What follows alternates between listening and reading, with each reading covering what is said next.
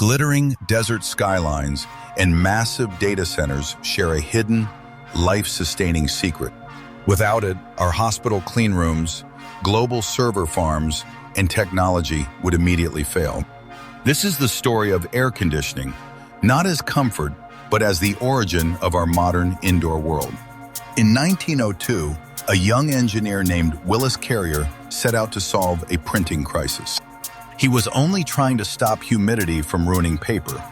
He accidentally redesigned human civilization. Soon, his climate control invention escaped the factories, transforming movie theaters and offices into summer sanctuaries. Vast, inhabitable deserts like Phoenix, Las Vegas, and Dubai rapidly transformed into booming, air-conditioned megacities.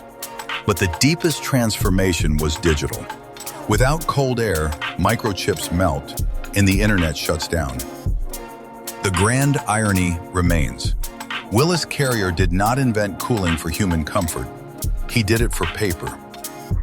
Today, it protects billions, yet consumes massive energy, creating a feedback loop of warming and cooling. Every time you escape the heat, you step into the world Willis Carrier accidentally built. Follow Time Engine Media. History powers the future.